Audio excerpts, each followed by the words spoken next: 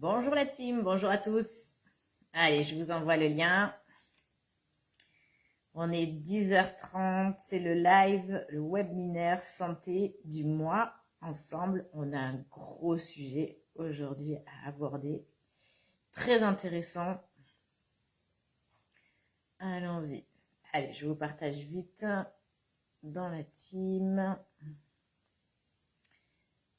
Hop, ma petite conversation VIP également.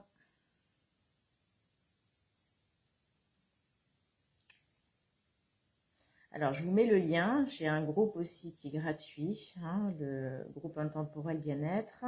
Donc, n'hésitez pas à demander à venir rejoindre la communauté. Voilà. Les conversations et les groupes. C'est parti. Là, le temps que vous vous connectiez. Salut Jacqueline.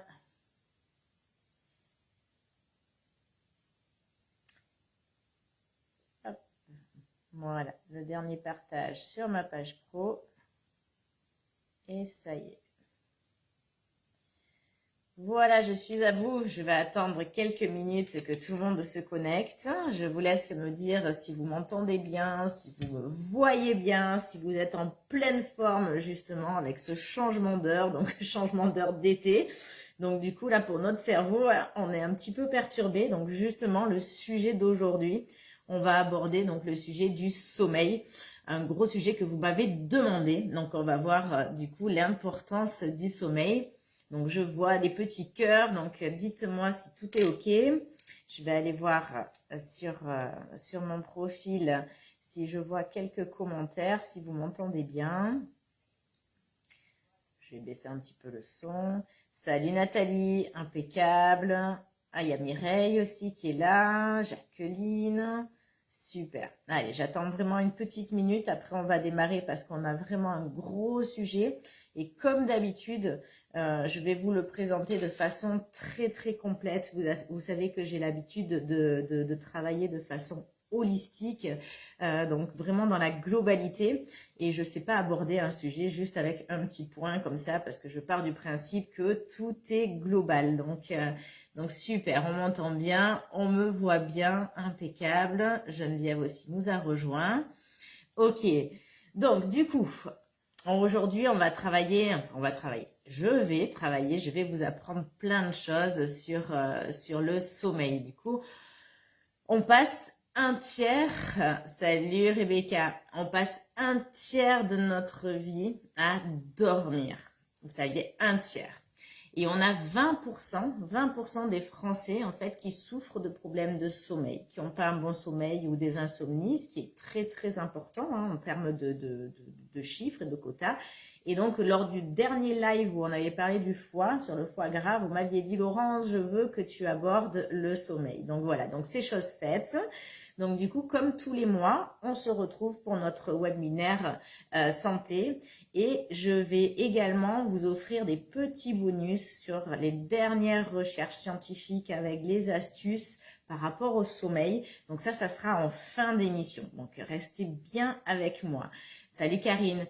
Donc pour celles qui ne me connaissent pas, donc moi je suis Laurence Go, je suis experte en nutrition fonctionnelle et également en fitness. Je fais du cross-training fonctionnel et depuis 5 ans à peu près maintenant, je vous accompagne donc personnellement. Et donc, on fait des émissions également ensemble et donc j'offre une prestation d'accompagnement donc qui est vraiment du 100% personnalisé. Donc, je suis sur votre épaule et dans l'idée, c'est d'avoir une bonne hygiène de vie avec un programme qui vous correspond en fonction de vos objectifs. Donc, que ce soit de la santé, de la remise en forme, de la perte de poids.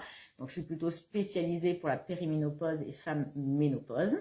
Voilà, donc et tous les mois, on se retrouve pour un live de HIT qui sera donc le samedi prochain et un live santé. Donc, je suis aussi sur Insta. Donc, si vous aimez mon travail, c'est important. Merci de liker, de partager.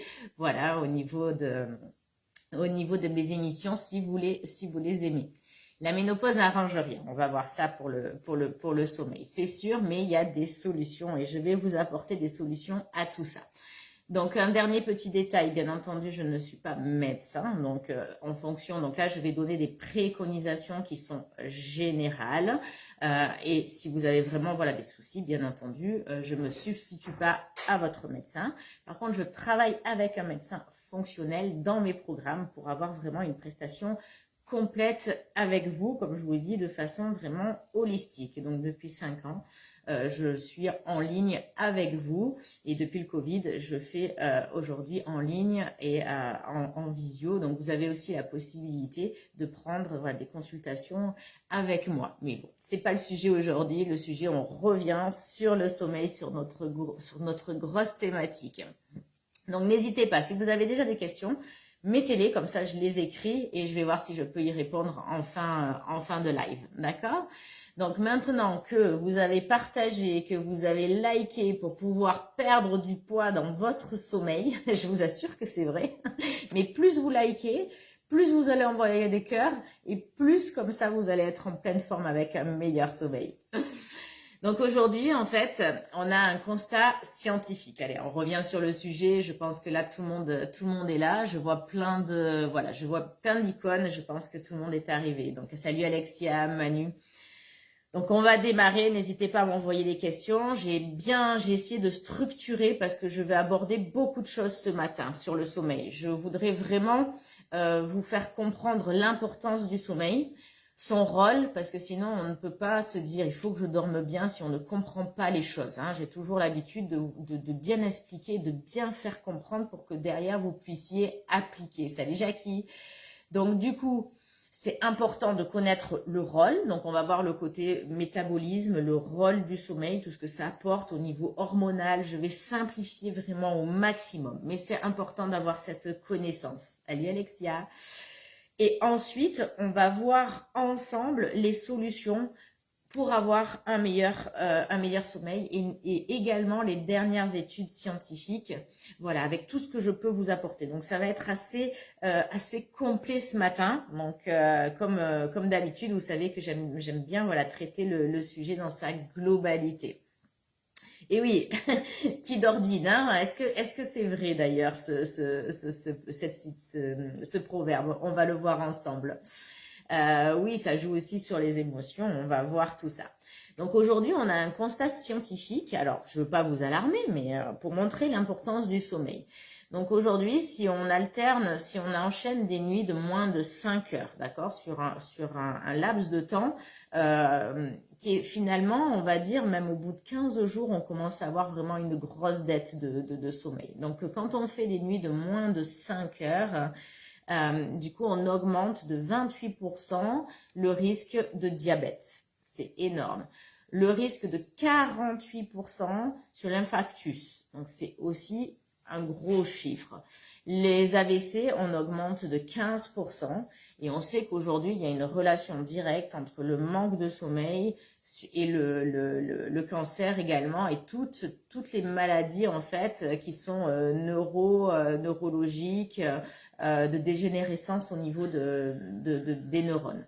Donc en fait, le manque de sommeil va aussi également augmenter ce qu'on appelle le syndrome métabolique. Donc ça, on avait abordé lors du live précédent avec le foie gras, etc. Ça augmente aussi la sarcopénie. Alors la sarcopénie, c'est quoi? C'est la baisse en fait musculaire que l'on a avec l'âge. En fait, en vieillissant, on perd de la masse musculaire, mais ça s'accélère en fait avec le manque de sommeil. Ça augmente aussi l'ostéoporose. Vous vous rendez compte en fait toutes les relations entre du coup le sommeil et ça, je vais vous l'expliquer pourquoi il y a une relation avec les muscles, pourquoi il y a une relation avec les os, c'est énorme. Et aussi, on sait que si on manque de sommeil, on prend de la graisse, mais plutôt au niveau abdominal, d'accord? Donc, on a plus de graisse viscérale, plus de graisse abdominale. On a une prédisposition également au niveau du gain de poids. Alors en fait, le sommeil, il est quand même assez mal connu, on va dire, on l'a étudié assez tard en fait. Il y a pas mal de zones d'ombre et on voit qu'aujourd'hui, on découvre encore plein de choses sur le sommeil et notamment sur le rôle hormonal, sur la mélatonine. C'est c'est fantastique, c'est fabuleux et j'espère que je vais vous faire partager d'ailleurs ce matin ma passion pour la biochimie, puisque comme je suis experte en nutrition fonctionnelle, je suis aussi, voilà, je fais beaucoup de biochimie au niveau du métabolisme. Euh, donc le sommeil en fait est assez malmené dans notre société, déjà parce qu'il a été étudié assez tard et puis il est difficile un peu à comprendre, mais également parce que c'est pas productif. On est d'accord, quand on dort, en fait vous n'êtes pas productif, on ne travaille pas, on n'est pas non plus en train de faire des loisirs, donc c'est pas quelque chose qui est mis en avant, le fait de dormir beaucoup. Au contraire, en général, on va plutôt se vanter d'avoir un sommeil assez court et pas de dire oh, moi je suis un gros dormeur. C'est presque une tare d'être un gros dormeur et c'est bien dommage. Et on va toujours essayer de grappiller pour avoir moins de sommeil. Et ça, c'est quelque chose qu'il faut vraiment changer. C'est un problème dans notre société. D'ailleurs, on fait vraiment un constat aujourd'hui, et je pense que vous êtes d'accord avec moi, c'est qu'en fait, on vit plus longtemps. Mais par contre, en fait, on est en moins bonne santé. Et ça, tous les statistiques le prouvent. Donc, on va vivre plus longtemps, mais en moins bonne santé. Donc ça, c'est pas forcément satisfaisant. Et c'est tout ce que je travaille avec vous, justement. C'est pour être en pleine forme, travailler sur cette longévité, pour vieillir bien. Et en fait, chaque conseil, chaque programme est souvent très personnalisé parce que vous avez une génétique particulière, vous avez votre histoire, vous avez votre façon de vivre les choses. Et donc, du coup... voilà, chaque problématique, chaque objectif, il vaut mieux avoir un conseil plutôt personnalisé.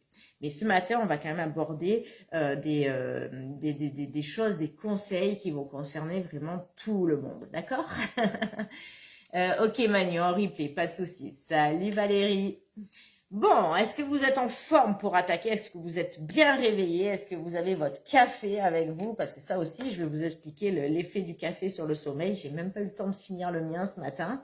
J'avoue que là, avec le changement d'heure, ça m'a un petit peu pressée. Alors, le sommeil a vraiment son importance et en fait, on a perdu quasiment 1h30 de sommeil par rapport à nos grands-parents. Donc c'est pour ça que je vous disais que notre société vraiment ne met pas en avant en fait la valorisation du sommeil. Et nous sommes en fait des êtres vraiment biochimiques, biomécaniques et le sommeil a vraiment une importance cruciale en fait justement en termes de biochimie, de métabolisme pour nous. C'est pas pour rien que on va passer donc un tiers de notre vie à dormir. Alors, du coup, quel est le rôle du sommeil? C'est important de comprendre ça, en fait. Donc, on va voir, je vais vous expliquer, en fait, les différentes phases et ensuite ce qui se passe dans ces phases de sommeil et l'importance pour votre métabolisme. Donc, en gros, dans votre nuit, vous avez une alternance de 4 à 6 cycles. En général, c'est 4 à 5 cycles de sommeil, en fait, par nuit, où on va alterner ce qu'on appelle un sommeil qui est plus léger et un sommeil qui va être plus profond, un sommeil paradoxal. Donc, on a un sommeil plus léger, une phase qui va durer à peu près 90 minutes, d'accord? Et une phase de sommeil paradoxal de 30 minutes. Et donc, cette phase-là, en fait, donc s'alterne l'une l'autre et plusieurs fois, en fait, dans la nuit. Et, en fait, en deuxième partie de nuit, vous avez la phase paradoxale, en fait, qui devient plus longue, qui devient plus longue et on a moins de sommeil en fait léger en deuxième partie de nuit. Et ce sommeil léger, donc qui va être son rôle à peu près, on est entre du 22h et 2h du matin, où du coup il prend vraiment sa place, ce sommeil léger. Il est très très important. Il a un rôle vraiment de réparation. En fait, nos cellules se réparent des dégâts de la journée. En fait, la journée, vous êtes soumis à ce qu'on appelle du stress oxydatif. Et du coup, en fait, la nuit, toutes vos cellules vont se réparer. Donc, on sait que cette première partie de nuit est notamment ultra importante pour le nettoyage en fait des cellules du cerveau. Donc, on a vraiment le cerveau qui nettoie ces toxines en première partie de nuit, donc au niveau du stress oxydatif. Très important également, vous avez aussi une réparation au niveau des télomères. Alors les télomères, c'est quoi? C'est au bout de vos chromosomes, vous avez un peu des capuchons, on va dire. Et ces capuchons, en fait, ce sont des télomères. Et c'est ceux-là, en fait, qui se raccourcissent à chaque division. Et du coup, et qui entraîne un vieillissement. Hein. Et si on a une mauvaise division, on peut avoir un vieillissement prématuré. Voilà, et des soucis aussi de réplication d'ADN et avec tout ce que ça peut induire en termes voilà, de maladies ou même de cancer. Donc, on a une réparation des télomères. Donc, on comprend bien que si on veut bien vieillir et finalement moins vite, il faut aussi avoir une bonne nuit de sommeil. Vous avez également le foie qui va stocker le sucre pendant cette première partie de nuit. On a les muscles qui viennent aussi se réparer. Ils refont de l'énergie. Et vous avez tout un système, en fait, tout votre système lymphatique. Alors ça, j'en avais parlé avec le foie, hein, où du coup, le foie va détoxifier.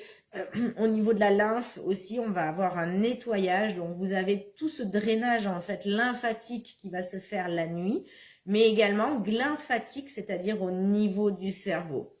Donc, cette première partie de nuit, qui à peu près démarre à 22 h et qui dure jusqu'à 2 h du matin, ben vous comprenez vraiment l'importance pour votre métabolisme avec toutes ces réactions en fait biochimiques qui se produisent. Donc le sommeil paradoxal, lui, il a un rôle un petit peu plus différent. Et donc comme je vous disais, on en apprend encore tous les jours sur le rôle du sommeil. Le sommeil paradoxal, lui, donc on est plutôt dans le traitement de la mémoire, des infos de la journée. On fait de la place pour du tri, hein, pour du tri.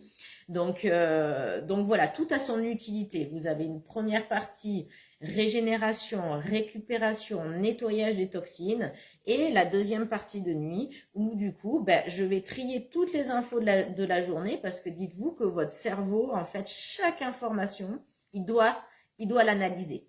Est-ce que c'est un danger? Est-ce que c'est quelque chose de bien pour moi? Chaque information. Donc c'est pour ça que, et aujourd'hui, on se retrouve vraiment avec beaucoup de cas de surcharge mentale parce que notre cerveau a beaucoup d'informations. On est très sollicité, on a nos téléphones avec les notifications. Mais ça, c'est un traitement de données à faire.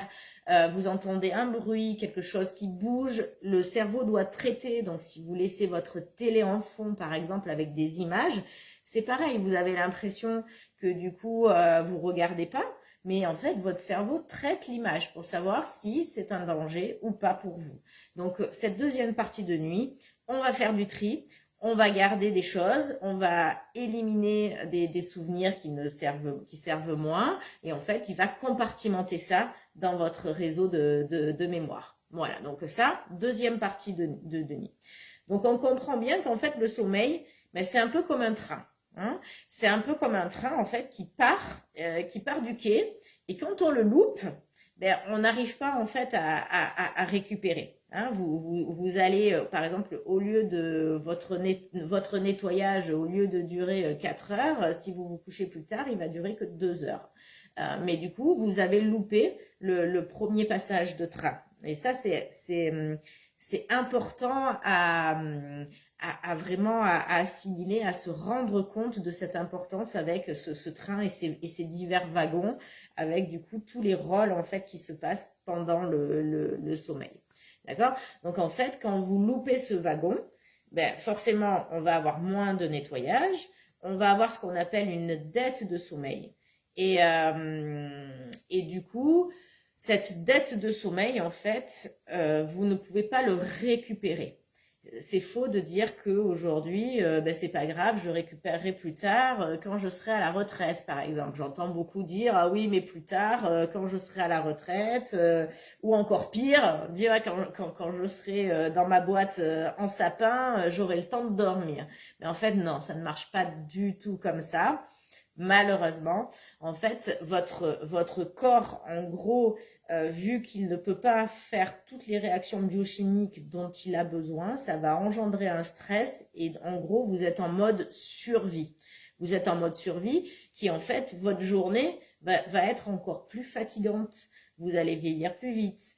Donc, on va avoir plus de fatigue, de surménage. Et vous n'êtes pas en mode vie. Vous voyez, vous êtes en mode survie, du coup. Un peu comme, souvent, je vous donne l'image où vous êtes poursuivi par un prédateur en train de courir. Ben voilà, c'est un petit peu ça. Vous n'avez pas le temps de vous récupérer. Alors, je sais qu'on a chacun une vie différente et nous avons pas mal de stress, en effet, Mireille. Donc, je vais en parler juste après dans les solutions. Après, il faut adapter, bien entendu, à son mode de vie. Mais parfois, il y a des choix à faire. Voilà. Et donc, en fonction de votre besoin de sommeil, en tout cas, c'est pas forcément le bon choix que de tronquer sur votre sommeil pour, par exemple, travailler plus, etc. Ou de se dire, ben, c'est pas grave, je récupérerai pendant les vacances. Ça ne marche pas malheureusement comme ça. Par exemple, si vous avez une nuit blanche, il vous faut plus d'une semaine à votre corps pour récupérer. Donc vraiment, hein, si on manque de sommeil, aujourd'hui, on sait qu'on augmente le taux de cancer, on augmente la prise de poids, on a des troubles de la mémoire, de l'attention, du surmenage, etc., du burn-out. Et on voit bien que notre société, c'est ce que je vous disais tout à l'heure, est en moins bonne santé qu'avant. Et donc, il est fort à parier que le sommeil, qui a d'ailleurs diminué d'1h30, soit aussi une des raisons. Alors, il n'y a pas que, on est bien d'accord, hein, la nourriture transformée, vous le savez, c'est pas bon, d'accord? Donc, c'est un cumul d'un petit peu de tout. Et juste pour finir sur son importance, d'ailleurs, le Guinness du record, aujourd'hui, ne fait plus de record de nuit blanche. Avant, ça existait. Il y avait voilà, les records de la personne qui n'avait pas dormi pendant X jours, etc. Aujourd'hui, ça a été arrêté parce que les impacts sur la santé sont trop importants pour justement faire des records. Voilà, c'est pas du tout approprié. On mettait vraiment trop à mal sa santé. Donc ça n'existe plus. Donc là, c'est bien déjà aussi un curseur d'alarme qui dit « Ah oui, le sommeil, c'est quand même quelque chose d'important ». Salut Eolia, Didine. Allez, je profitez pour me mettre, si vous avez déjà quelques petites questions. Je m'hydrate un petit peu, très important, l'hydratation.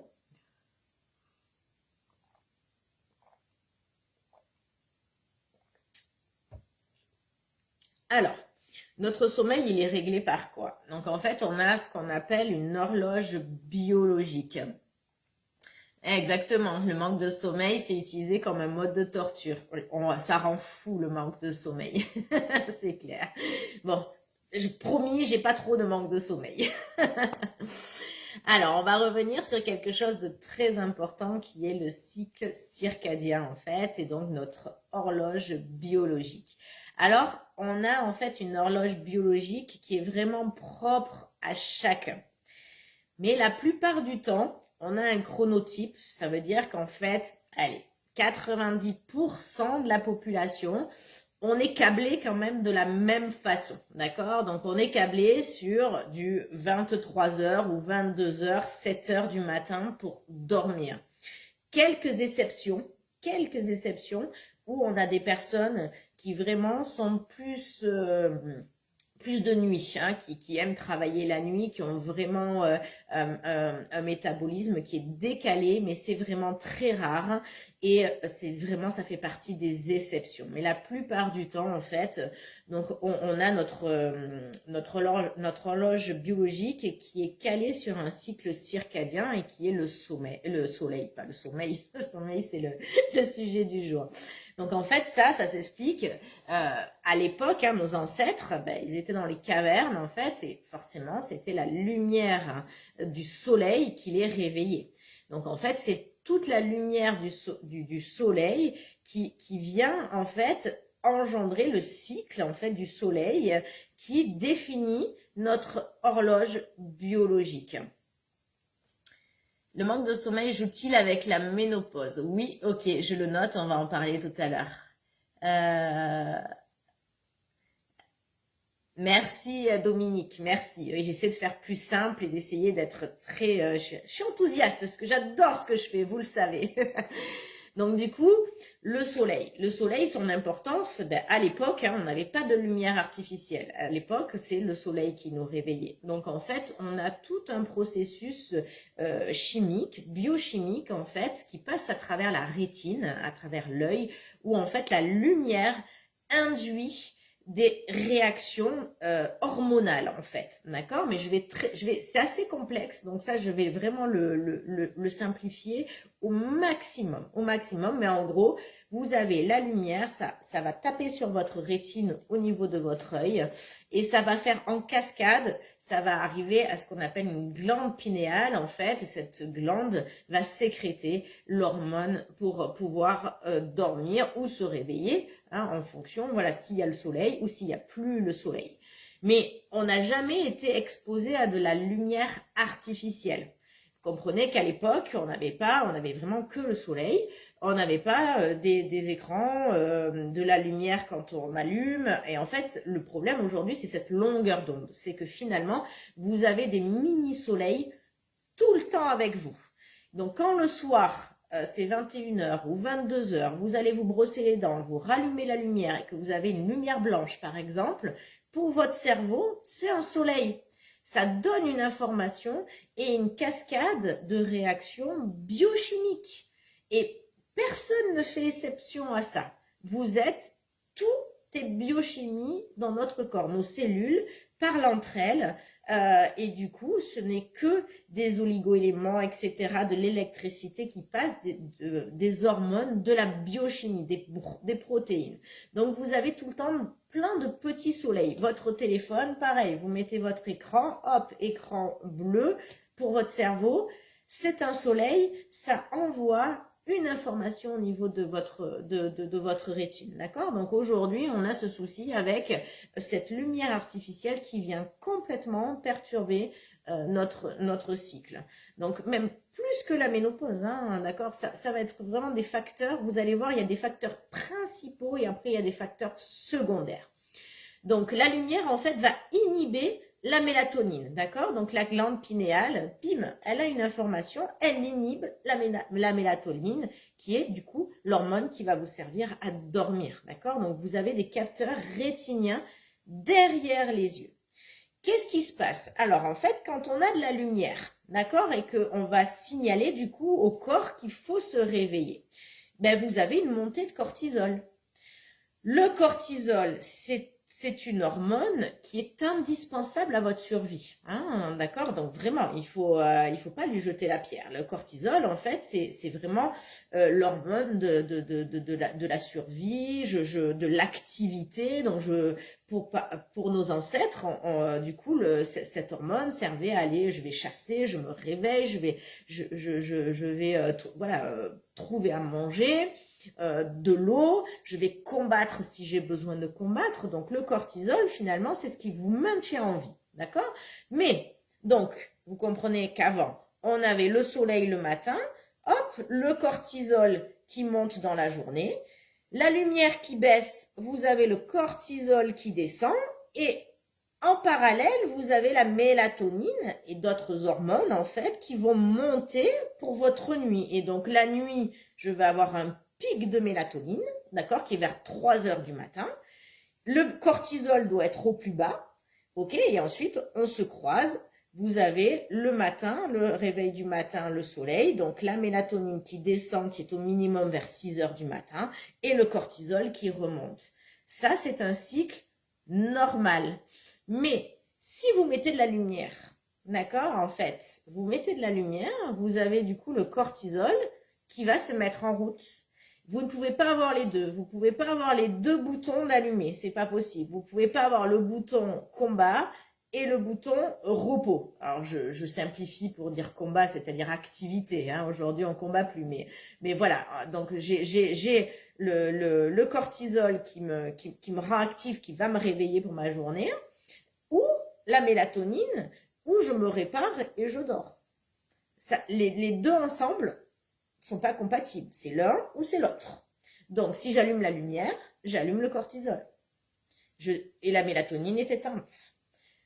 Vous voyez, en fait, donc en fait, Il suffit que dans les troubles du sommeil, il faut également, donc ça c'est un peu plus complexe, ça va être mon analyse, mais voilà, il faut voir aussi s'il y a un trouble au niveau des sécrétions de cortisol aussi chez la personne qui dort mal, mais déjà il faut éliminer tous les facteurs qu'on va appeler modifiables, et c'est ce qu'on va aborder aujourd'hui ensemble. C'est que d'abord, on enlève tous les modifiables. Quand on a fait ça, qu'on a enlevé la lumière, etc., et qu'on continue à mal dormir, là, en effet, on va aller chercher si on a un problème hormonal au niveau du cortisol, ou bien en termes de méthylation, parce que la mélatonine, c'est la méthylation, donc on peut avoir un problème de méthylation, on va chercher dans la mélatonine, mais ça, c'est beaucoup plus complexe et ça va être plus rare, on va dire, d'accord? Donc du coup, on va déjà faire tout ce qu'il faut pour avoir un bon sommeil et éliminer déjà tout ça, tous ces facteurs modifiables. Donc, vous avez compris le cycle du cortisol, du coup, et de la mélatonine qui sont inversés, qui sont comme des vagues dans votre journée. Donc, fin de journée, vers 17h, 18, 19h, je commence à avoir un peu ma mélatonine qui va monter dans mon organisme. Le cortisol, lui, il est largement diminué. Et le matin, c'est le contraire. Ma mélatonine est très basse et mon cortisol va monter. Voilà. Et c'est l'un ou c'est l'autre. D'accord? Voilà. Donc, pourquoi on va revenir aussi sur un sujet qui est important. Pourquoi est-ce qu'on prend du poids si on manque de sommeil? Vous allez me dire, oui, mais ok, je manque de sommeil, mais à la limite, je vais dépenser plus d'énergie dans la journée. Quel est le rapport entre mon poids et le sommeil? Et en même temps, on va comprendre aussi par rapport à la sarcopénie et tout ça. Vous allez comprendre. En fait, alors déjà, pour vous donner, il y a une expérience qui a été faite, donc une expérience qui s'appelle, c'est randomisé, c'est-à-dire que c'est une expérience avec un groupe témoin, avec les mêmes personnes, donc c'est vraiment des valeurs sûres en fait, hein, c'est pas de l'observationnel. Voilà, il faut toujours se méfier de l'observationnel et regarder ce qu'on appelle du randomisé. Donc, vous avez un groupe d'une dizaine de personnes, un peu plus, qui ont été, qui ont eu 9 heures de sommeil. Ok. Et du coup, ils ont mesuré leur masse grasse, etc., leur alimentation pendant ces jours-là. Donc, tout est ok. Et ensuite, ces mêmes personnes, on les a soumis pendant 14 jours à 4 heures par nuit de sommeil. Donc, au départ, ils ont eu 9 heures, 8-9 heures, et ensuite, ils ont eu 4 heures de sommeil. Et là, on s'est aperçu qu'il y avait une augmentation d'apport calorique de 300 calories par jour. 300, c'est énorme, hein, 300 calories par jour. Et donc, en fait, en 14 jours, ils ont pris 500 grammes. Donc là, on sait que le manque de sommeil prédispose au gain de poids. Et ils ont mesuré aussi les endroits où ils avaient pris cette graisse. Et l'endroit, c'est au niveau du ventre, graisse viscérale. D'accord? Donc, on sait qu'aujourd'hui, si vous avez un sommeil de 5 heures à moins de 5 heures, en gros, vous avez un échec de votre diète, on va dire, de votre bonne hygiène de vie de 55%. C'est beaucoup. Pourquoi ? Alors, il y a déjà la journée, du coup, je vais vous parler de ce qui se passe la nuit, mais on va déjà venir sur la journée. Pourquoi il y a ces 300 calories de plus? Parce qu'en gros, ça influe sur vos hormones de satiété et d'appétit. En gros, le manque de sommeil va augmenter ce qu'on appelle la ghréline, qui est votre hormone en fait de faim, d'accord? Il va diminuer la leptine, qui est votre hormone de satiété. Et comme je vous ai expliqué, votre corps est biochimie. Quand vous mangez, vous avez des hormones qui vous disent « c'est bon, j'ai plus faim, j'ai assez », d'accord? Et donc, cette hormone-là, en fait, si elle est coupée ou si elle est envoyée plus tard, ben, vous mangez plus parce que vous avez plus faim. Donc, c'est ce qui se passe avec, du coup, le manque de sommeil, d'accord? Donc, vraiment, donc, on sait que ce manque de sommeil fait manger plus. Mais il y a autre chose qui va être encore plus dommageable pour votre métabolisme. Si par exemple vous êtes quelqu'un donc de stressé ou que vous avez donc le mauvais sommeil, un régime qui est trop faible en calories, enfin voilà, il y a plein de facteurs en fait où vous allumez la lumière, hein, comme je vous ai dit, vous faites monter votre cortisol la nuit.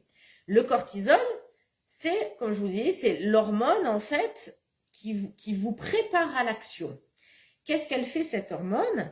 Elle va faire monter l'insuline, elle dit à votre foie, votre pancréas, oh j'ai besoin de sucre en fait, donc on va avoir une montée d'insuline dans la nuit pour relarguer du sucre. Parce que justement, quand on va se mettre à l'action, on a besoin de sucre au niveau des muscles, d'accord, pour être actif, d'accord. Donc là, sauf qu'on est la nuit, hein, on est bien d'accord. Donc j'ai une montée de cortisol, j'ai du coup toute mon insuline qui commence à monter, j'ai du sucre dans le sang, ok, sauf que je suis pas en activité. Donc, qu'est-ce qu'il fait? Mon foie, il va traiter ce sucre et il va en faire du gras. Parce qu'au bout d'un moment, il y en a trop, ça rentre pas dans les cellules. Donc, du coup, le manque de sommeil va faire que comme votre foie, il est obligé de le stocker, mais au plus près, c'est un peu comme s'il avait des cartons qui arrivaient. Hein, j'ai des cartons, je les pousse vite, comme ça. Donc, je les mets au plus près. Et le plus près, ben, c'est au niveau du ventre. C'est tout ce qui est, voilà, tout ce qui est viscéral. Hein, donc voilà aussi pourquoi on prend au niveau du ventre lorsqu'on dort mal ou on est quelqu'un avec un problème avec du cortisol. Voilà, et donc ça va engendrer aussi un phénomène de foie gras qu'on a vu lors du dernier live et on sait que on va être prédisposé à un diabète de type 2 avec ce phénomène-là. Alors attention, il n'y a pas que ça, il y a aussi l'alimentation, hein, d'accord? Il y a plusieurs facteurs, c'est multifactoriel. Mais en tout cas, vous augmentez vraiment de façon exponentielle, du coup, pour un diabète de type 2 avec donc ce phénomène-là. Et donc, qui dit du sucre dit qu'automatiquement, j'augmente au niveau hormonal ce qu'on appelle des cytokines en fait inflammatoires. Et en gros, ces cytokines inflammatoires, elles vont venir attaquer vos muscles. D'où la sarcopénie, d'où du coup, pareil, l'ostéoporose, etc. Le lien avec le sommeil, qu'au départ, on se dit, mais quel est le lien entre une perte musculaire, par exemple, l'ostéoporose, le foie gras avec le fait que je ne dorme pas. Vous voyez toute cette complexité hormonale. Alors, j'ai essayé de simplifier au maximum. Mais en gros, voilà. Donc, si je coupe mes hormones de sommeil et que j'ai ces hormones d'activité, je vais avoir du sucre, forcément, dans le sang. Ce sucre n'est pas utilisé. Il va être converti en gras. Mais derrière, il y a des cascades hormonales qui font que du coup, je vais avoir une résistance à l'insuline, etc. derrière. Donc, on sait qu'aujourd'hui, en 2 nuits où on a impacté sur le sommeil, on sait qu'on a un impact du coup sur la perte de gras et qu'on est moins bon pour oxyder la graisse. C'est-à-dire que même après en journée, quand vous avez passé une mauvaise nuit, eh bien, votre corps, il a du mal à venir puiser l'énergie dans le gras. Il est moins bon. C'est comme on le voit, nous, quand vous dormez pas bien, la journée, vous êtes un peu au ralenti. Hein, on est un peu comme ça. On est d'accord. Eh bien, votre corps, c'est pareil. Hein, c'est des cellules. Imaginez que c'est vos meilleures amies, et elles aussi. Donc, du coup, on est moins bon pour oxyder le gras. On a une perte d'énergie. Donc, du coup, on a la santé hormonale, c'est pareil. Donc, vous voyez, si en plus, oui, l'apnée du sommeil, c'est clair, c'est un gros souci. Et l'apnée du sommeil, c'est quelque chose qu'on entend parler de plus en plus, qui est aussi lié un peu au surpoids. Pas pour tout le monde, mais en tout cas, il y a aussi, on peut la traiter par l'hygiène de vie. Après, si on a vraiment des soucis, il faut mettre l'appareil, etc. Mais oui, c'est un gros souci, l'apnée du sommeil. Donc, vous voyez que du coup, votre qualité hormonale, en fait, elle est impactée également par votre nuit de sommeil. Donc, si je suis en périménopause ou en ménopause, ben, ça fait un effet un peu explosif.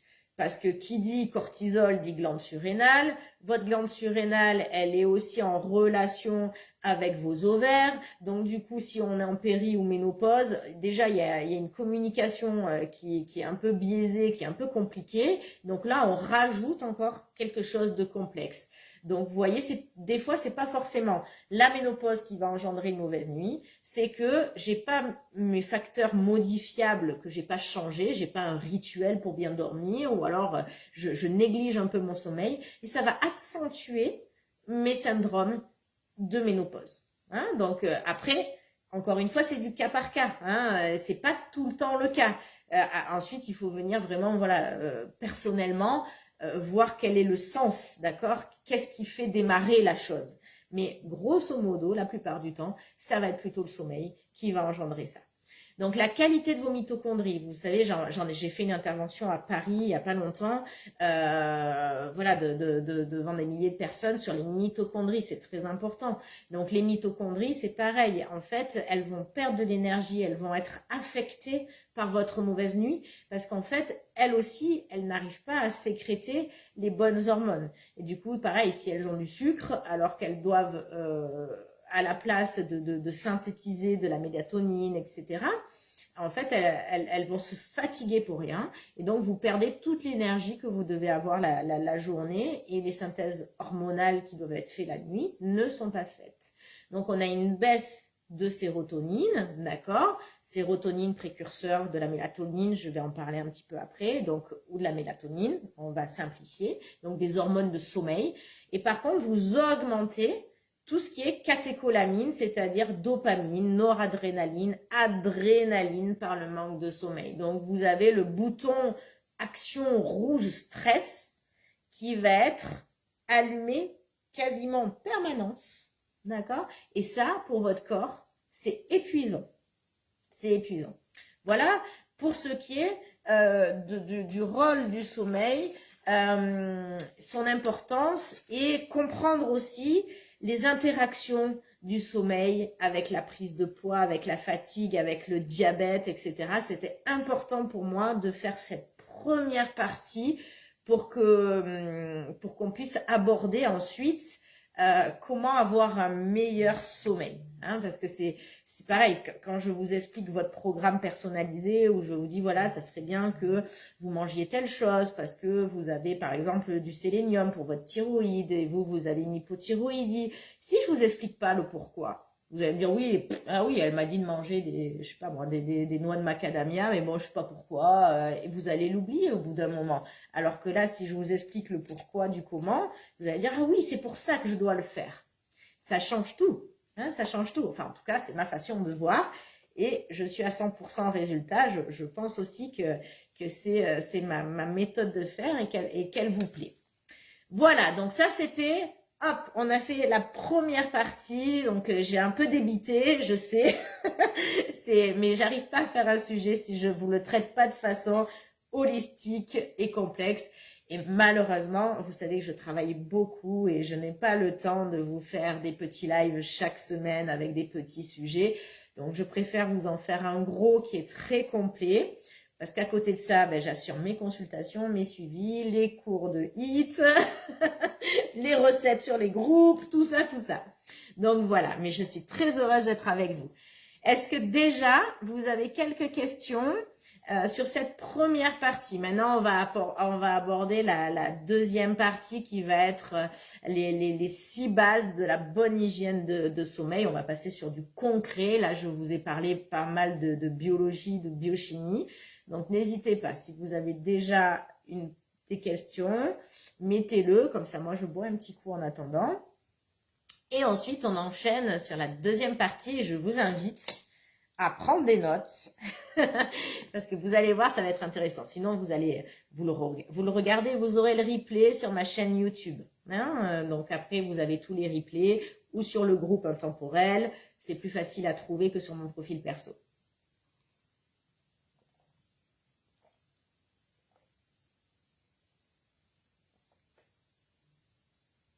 Oui, pour les ados qui dorment peu, exactement.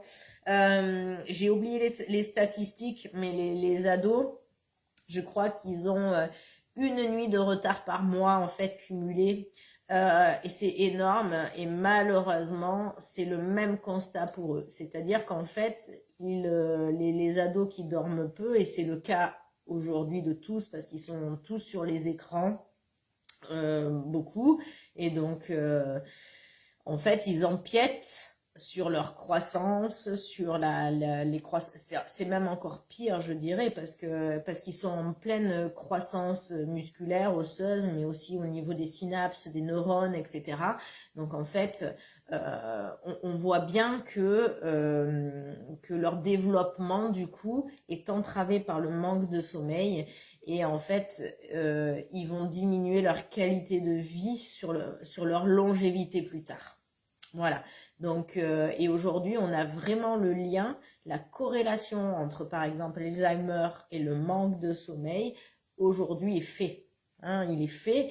Et qu'on soit ado, adulte ou qu'on soit sénescent, on a les mêmes impacts sur le sommeil. Ce qui est sûr, c'est qu'après, en vieillissant, on a besoin des fois d'un peu moins de sommeil parce que forcément, on a moins de division cellulaire quand on est très âgé. Mais en gros, surtout quand on est ado et quand on est adulte et on va dire aller jusqu'à 70 ans, on a vraiment besoin de sommeil. Donc oui, éviter l'alcool. Je vais en parler de l'alcool justement sur le sommeil. De la dégradation de sommeil avec l'âge. Oui, voilà, donc plus on vieillit, moins on dort, donc ça c'est sûr. Il y a plusieurs facteurs. Il y a le fait qu'on a un petit peu moins besoin du coup de réparation, surtout si vous avez moins de masse musculaire. Plusieurs facteurs. Les personnes qui... je vais même pas dire, c'est même pas âgé, mais souvent à partir de 50 ans, il y a une baisse aussi d'activité physique. Si vous baissez votre activité physique, vous êtes moins fatigué. Donc vous êtes moins enclin à avoir envie de dormir. Même si vous avez besoin de sommeil pour vos cellules, etc., vous avez moins envie de dormir parce que vous vous sentez moins fatigué, parce que vous faites moins d'activité sportive. Et d'ailleurs, c'est ça le premier facteur de prise de poids. Hein. C'est pas la ménopause, c'est la baisse d'activité physique en fait. Mais c'est tellement facile de dire ah ben oui c'est mes hormones ou ah je suis vieux, je peux plus faire ça ou je vais me faire mal. C'est ce que j'essaie de vous prouver. Hein. Hier vous m'avez vu, j'ai eu une très grosse journée, j'ai fait une story.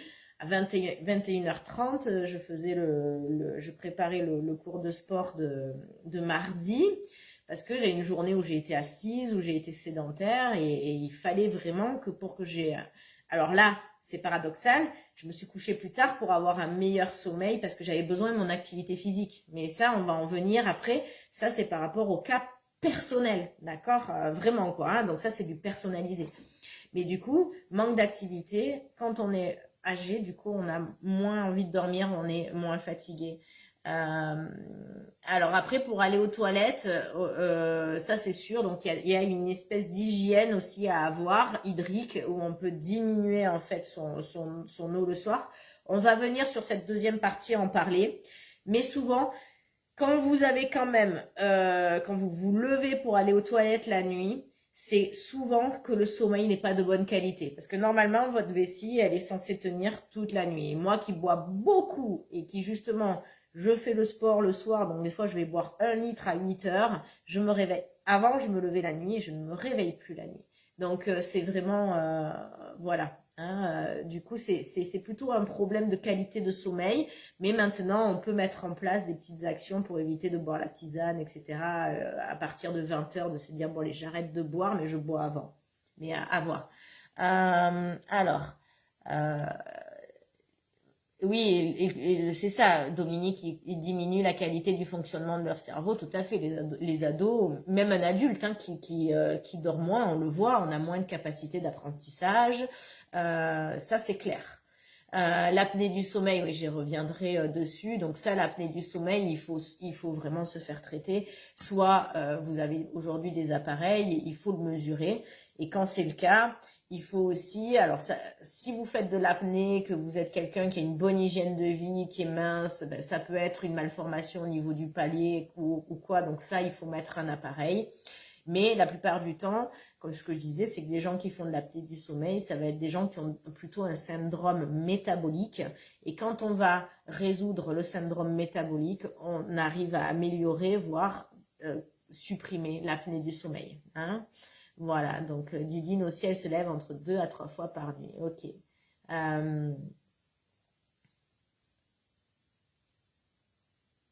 Alors, tac, tac, sur la ménopause. J'arrive pas à lire, ok. Alors, ensuite, on va partir du coup, bon, sur la ménopause et la périménopause, vous avez mon émission, hein, j'avais fait un webinaire là-dessus, donc allez regarder sur ma chaîne YouTube, et merci d'ailleurs de bien vouloir vous abonner, de liker, de partager mon travail, parce que je ne travaille qu'avec vos recommandations, avec le bouche à oreille, vous le savez, hein, et c'est ce qui fait d'ailleurs une valeur sûre, hein, quand vous achetez quelque chose, vous êtes content, vous allez au ciné, vous allez le conseiller à vos proches. Moi, je fonctionne pareil, donc j'ai besoin que vous puissiez, voilà, liker, vous abonner, partager aussi à vos proches mes émissions ou mon travail. Alors, avant toute chose, on va venir maintenant, allez, comme c'est un gros sujet, on va venir sur les bases d'une bonne hygiène de vie. Donc, vous avez pris de quoi noter, d'accord. Donc, du coup, on va aborder les 6 points. Avant, voilà, c'est vraiment les choses à faire en premier avant de dire « Ah, j'ai un souci de cortisol, de ci, de mi ». Vraiment, d'accord. Donc, la première chose, c'est les horaires. Et là, je sais que c'est là où parfois le bas blesse. En fonction de votre mode de vie, parfois, vous ne pouvez pas faire tous les 6 points. On est d'accord. Mais déjà, on peut essayer d'en faire 4, 5, de faire le maximum. D'accord? Donc, les horaires. Je vous ai parlé du cycle circadien ou de 22h, 7h. Donc, en gros, ce qu'il faut vraiment, c'est avoir un calme, d'être au calme en fin de soirée. Comme je vous ai expliqué, pouvoir prendre le bon train pour la mélatonine, etc. Et du coup, d'être, si possible, couché pour 22 heures. Hein, voilà, donc dès 21h, on va commencer à être calme. Je vais revenir sur la lumière, mais voilà, au niveau des horaires, c'est déjà respecter ces horaires. Si vous avez besoin de vous coucher plus tard parce que vous avez un travail, par exemple, qui finit tard, mais que vous pouvez gagner sur le matin, on peut légèrement décaler un peu ces horaires en faisant une activité sportive ou autre, mais c'est 30 minutes. En fait, comme je vous expliquais, vous êtes branché, vous avez un chronotype. C'est-à-dire que c'est quelque chose de génétique, on ne peut pas le changer. Si vous avez votre cycle qui est à 22 ou 23 heures, vous devez prendre ce train-là. Donc, la première chose, c'est les horaires. Respectez vos horaires, votre cycle à vous. D'accord ? Par exemple, moi, ça va être un peu compliqué. Je travaille assez tard, mais j'ai aménagé un peu mon travail où, voilà, je vais consulter le matin, pas avant 9h. Mais ça me dérange pas non plus. Mais voilà, 23h, je dors, hein, vraiment. Donc, et je sais que mon activité physique du soir, je suis plutôt du soir, ne gêne pas mon sommeil. Si ça avait été le cas, je l'aurais changé. On va en reparler. Donc, les horaires, cycle circadien, c'est le point numéro 1. Le point numéro 2, les lumières. Et ça, tout le monde peut le faire. C'est ne pas s'exposer, du coup, à la lumière blanche ou bleue le soir. Je vous ai expliqué, votre rétine, la glande pinéale, le cerveau, l'hypophyse, etc. Tout est en lien, d'accord ? Donc, en fait, il faut tamiser votre lumière. Donc, dès 21h, je tamise ma lumière. Alors, soit j'installe des petites lumières qui sont rouges, ou alors je mets des lumières chaudes, orange, d'accord, mais pas les lumières blanches. Même si c'est une LED rouge, ça me va très très bien. Donc du coup, ça va vous aider. Déjà le soir, pareil, je vais me brosser les dents, ben, je prends une veilleuse. Je n'éclaire pas à fond la salle de bain. Je vais éviter de me faire les points noirs à 21h avant de dormir avec le flash, le gros miroir, etc. D'accord ? Il y a chaque chose en son temps. Le soir, après 21h, vous posez vos écrans, vous faites attention à la lumière, d'accord ? Donc ça, c'est important. Ensuite, vous pouvez aussi, par exemple, recaler votre cycle. Alors, moi, je sais que l'hiver, je suis très, comment dire, au niveau du soleil, le soleil me manque beaucoup et ça a vraiment un impact aussi sur mon moral. Donc, en fait, je me suis acheté une petite lumière de la luminothérapie. Par contre, là, oui, c'est de la lumière bleue que je me mets le matin. Donc, le matin, quand je petit déjeune, je me mets cette lumière. C'est pas un gros budget, vraiment, hein, c'est une 50aine d'euros. Et pendant que je petit déjeune, j'ai la lumière du soleil. Et particulièrement quand en ce moment il fait pas beau, etc. Donc déjà ça aussi, ça aide au niveau du cycle à dire le matin, c'est le matin. Hop, j'ai mon pic de cortisol. Du coup, le soir, voilà, j'éteins mes lumières. À 21h, je peux aussi me recaler comme ça. D'accord? Donc, important. Vous allez la nuit, vous pouvez mettre un masque sur les yeux. Ça, moi, j'ai récupéré une qualité de sommeil énorme, rien qu'avec ça, parce qu'on a toujours des petites veilleuses ou la lumière qui passe entre le rideau. Voilà, vous mettez un masque. Très bien. Et vous allez récupérer vraiment un meilleur sommeil. Ensuite, il existe des lunettes, hein, des lunettes spécifiques si jamais vous voulez regarder le téléphone, etc. Mais ça doit rester quand même, les moments où vous allez regarder l'ordinateur, le téléphone, ça doit rester des exceptions, vraiment.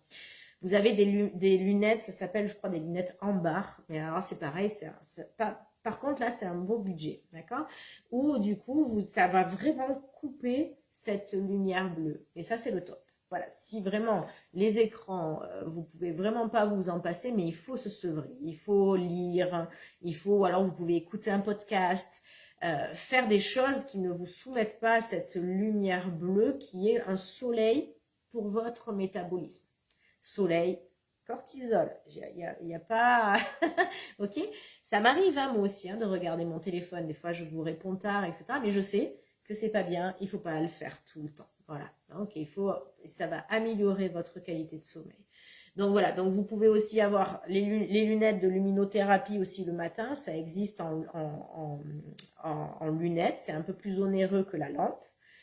Le masque la nuit, des lunettes écran bleu si vraiment, voilà, pour la télé ou autre, mais le mieux c'est plutôt de lire et de venir sinon écouter un podcast. Alors moi ce que je fais c'est que je vais me mettre soit un podcast, soit une série, mais je ferme les yeux. En fait j'écoute, je ferme les yeux et pouf, je m'endors. Voilà. Ouais, mais le traitement anti-lumière bleue des lunettes correctives n'est pas suffisant.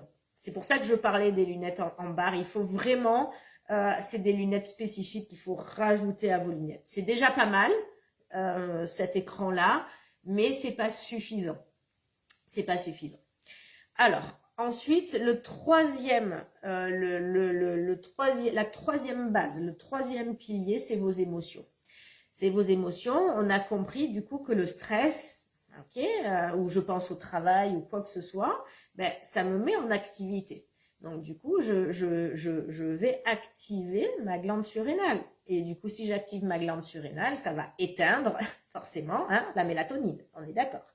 Donc en gros, c'est pour ça que je vous disais de plutôt bouquiner, d'écouter une comédie, des choses qui sont très légères pour vous, pas des choses voilà, angoissantes. On va pas regarder BFM, non, faut pas que je dise de trucs, mais les infos, voilà, les infos le soir, tout ça, il faut éviter, c'est plus le moment, d'accord? Après 21h, c'est plus le moment. Vous devez vous mettre en condition que vous allez vous réparer, vous allez vous restaurer, vous allez vous reposer, d'accord?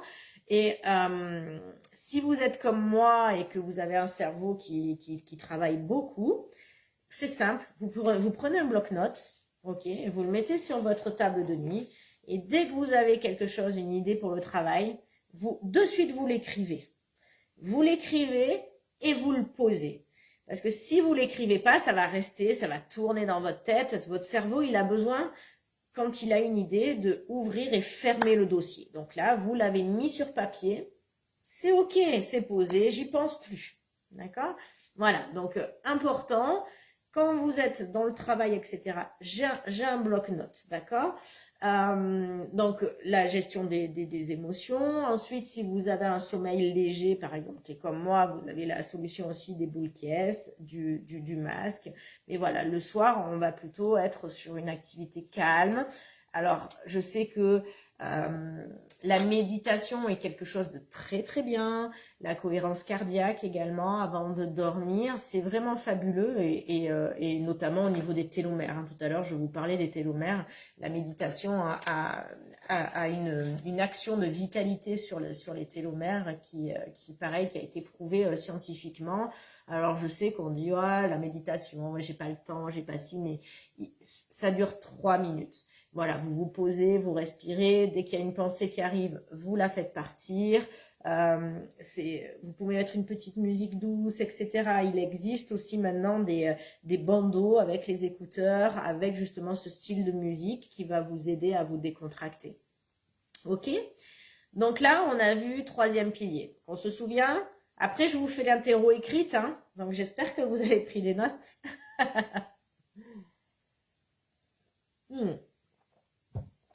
Allez, le quatrième pilier, du coup, ça va être l'alimentation. Alors, l'alimentation, ça va être important avant votre sommeil également, parce que comme je vous disais, on est des êtres biochimiques et en fonction de ce que vous allez manger, vous allez sécréter certaines hormones. Et selon ce que vous allez manger le soir, ça va plus ou moins inhiber ou activer l'hormone du sommeil. Donc ça, encore une fois, là, je mets des gros guillemets sur cette partie-là. Parce que l'alimentation, c'est quelque chose qui est très personnalisé et vous le savez. Donc là, je vais donner des règles en fait un petit peu générales, mais qu'il faut adapter à chacun et à chacune en fonction de vous, de votre tempérament, de vos objectifs. Donc ce que je vais dire là ne convient pas forcément à tout le monde. Excusez-moi, je m'étouffe. Ne convient pas forcément à tout le monde. Comme je vous le dis, vous avez en fait, en fonction de vous, une diète pour Paula, une diète pour Jacqueline, une diète pour Valérie. Et en fait, chaque conseil que je vous donne, ça vous appartient, c'est à vous. D'accord? Donc là, en gros, sur les choses assez globales, on sait que l'heure du repas doit se situer autour de 20 heures. D'accord? Pour pouvoir, à 22 heures, on va dire, aborder une bonne nuit. Au niveau des molécules qui sont... alors, le mot précurseur, ça veut dire qu'en gros, quand vous allez manger quelque chose, en fait, ça va appuyer sur le bouton de l'hormone, d'accord? Donc, c'est un précurseur. Donc, en fait, on a un acide aminé, donc le tryptophane notamment, d'accord? Le tryptophane est le précurseur de la sérotonine. Et la sérotonine donne lieu ensuite à la mélatonine, notamment, d'accord? Donc, ce tryptophane, en fait, parfois, pour être mieux assimilé, d'accord, chez certaines personnes, encore une fois, après je vais vous donner les aliments qui ont du tryptophane. On a besoin parfois d'un petit peu de sucre, c'est-à-dire d'avoir une petite montée d'insuline pour pouvoir mieux assimiler le tryptophane. Mais encore une fois, comme je vous disais, c'est vraiment personnel, hein. C'est pas le cas de tout le monde. Donc du coup, selon les personnes, mais il faut pas prendre du sucre, attention, hein, je vous ai pas dit de manger des bêtises. Hein. Selon les personnes, on va prendre, donc c'est ce qu'on appelle des indices glycémiques bas, hein, bien entendu. Donc on va prendre peut-être un petit peu de patates douces, par exemple. On va venir prendre un kiwi à la fin du repas, un petit fruit, une cuillère à café de miel, quelques cerises.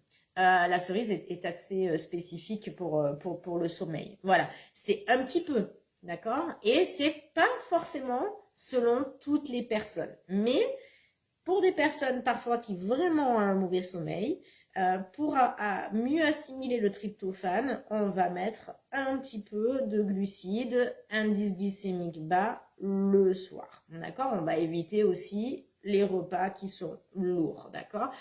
Votre alimentation de la journée influe sur la qualité de votre sommeil. Si toute la journée vous avez pas mangé ou que vous avez mangé justement, vous avez fait des pics d'insuline toute la journée Du coup, vous avez activé votre cortisol en même temps. Donc, les pics d'insuline, c'est-à-dire j'ai mangé transformé, j'ai mangé du sucre. Le soir, je ne peux pas être calme. Hein, donc, voilà, il y a aussi ça. Fin de journée, prendre un encas protéiné avec un fruit. Ça va bien aider parce qu'on a vu qu'en fin de journée, on avait la mélatonine qui commençait un peu à monter, une baisse de cortisol et du coup, on va baisser le cortisol avec un encas protéiné et un fruit.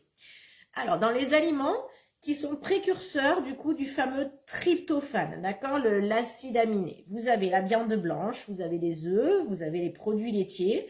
Donc ça, c'est pareil, hein. Attention, c'est des recommandations globales. Après, elles sont personnalisées en fonction de chacun et de chacune. Parce que vous êtes nombreuses à avoir une maladie de Crohn, une perméabilité intestinale, où je vous dis attention, les produits laitiers, ok. Donc là, je donne des recommandations. C'est vraiment général. Salut Valérie. Donc du coup, viande blanche, les œufs, produits laitiers. Vous avez les noix de cajou.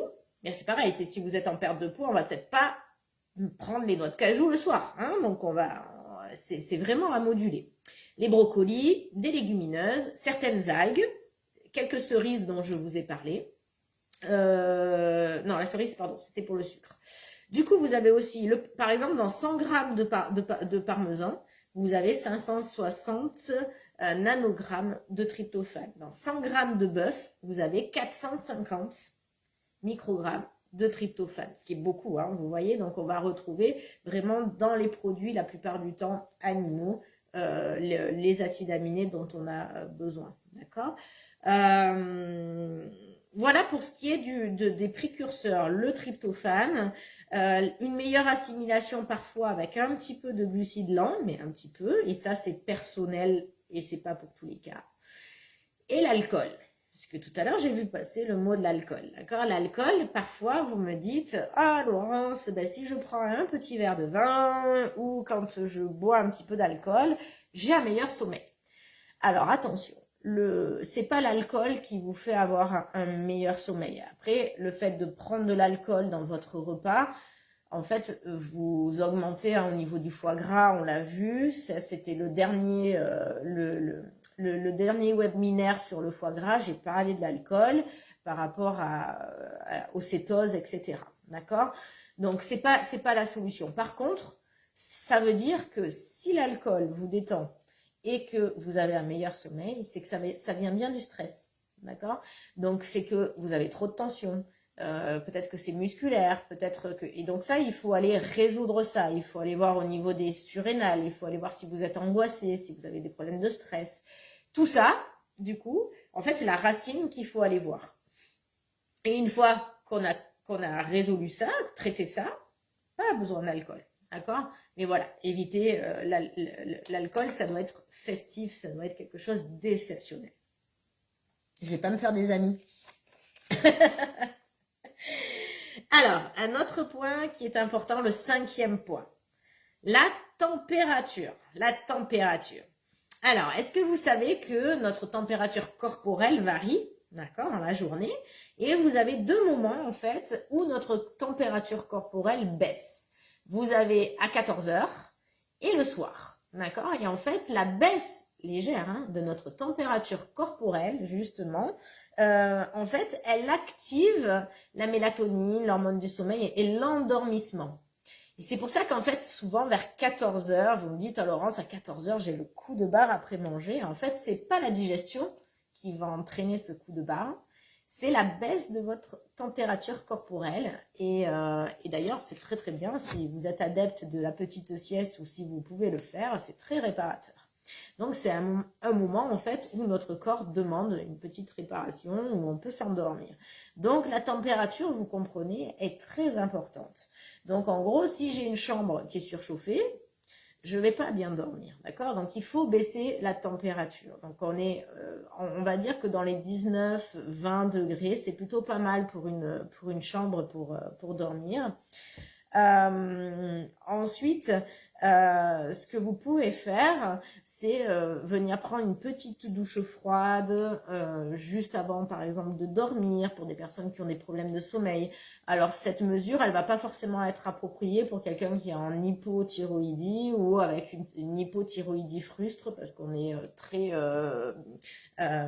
frileux. Hein, ou très frileuse, et donc ça c'est compliqué à mettre en place. Mais voilà, toutes les personnes ne sont pas dans ce cas-là, donc baisser sa température, c'est plutôt bien. Avant d'aller dormir, en tout cas, votre pièce doit être bien aérée et tempérée, et ne doit pas être trop chaude. Vous pouvez aussi éviter, on revient un peu sur l'alimentation, au niveau des épices. Moi, je suis une fan de piment, ça ne me dérange pas, mais je sais que la nuit, du coup, je transpire beaucoup, du coup. Mais j'ai tendance à mettre du piment dans mon alimentation, et le piment, ça va augmenter ce qu'on appelle votre thermogénèse. Donc, vous allez augmenter votre température. Donc, manger épicé, manger un peu pimenté, ou du poivre, peut venir augmenter votre température, et du coup, vous allez passer une mauvaise nuit. Donc attention aux épices. Alors vous avez tout ce qui est curcuma et tout ça, il n'y a pas de souci. Voilà, mais tout ce qui va être un peu pimenté, un peu relevé, ça peut du coup induire un mauvais sommeil par la suite. Laure, problème inverse, trop froid aux pieds pour dormir. Peut-être qu'il faut que tu viennes me voir et qu'on a un problème circulatoire ou de thyroïde à regarder. À regarder également. Mais je suis exactement comme toi, j'avais vraiment ce facteur-là de pied froid, et moi plutôt un tempérament très frileuse avant. Et aujourd'hui, je n'ai plus du tout ce tempérament-là. J'ai rééquilibré tout mon métabolisme. Donc il peut y avoir plusieurs explications, il faut regarder alors. Ensuite, le 6e point. C'est fort possible, oui, donc c'est pour ça. Mais viens me voir en MP, et si tu veux, voilà, après, soit je te propose une consultation, on fait un bilan, on en parle. Et voilà, après, il y a la solution de la bouillotte, qui est très efficace. Mais en tout cas, c'est pas normal d'avoir les pieds froids, donc c'est plutôt ça. La solution, on va dire, le pansement sur la jambe de bois, j'aime bien dire ça parce que c'est souvent ce qu'on retrouve aujourd'hui dans notre médecine actuelle. Ça va être de dire, bon, ben, ok, on se réchauffe les pieds, on va mettre une bouillotte. Mais en fait, si vous avez les pieds froids, il y a quelque chose à aller creuser. Et moi, mon travail, il est là. C'est pourquoi vous avez les pieds froids.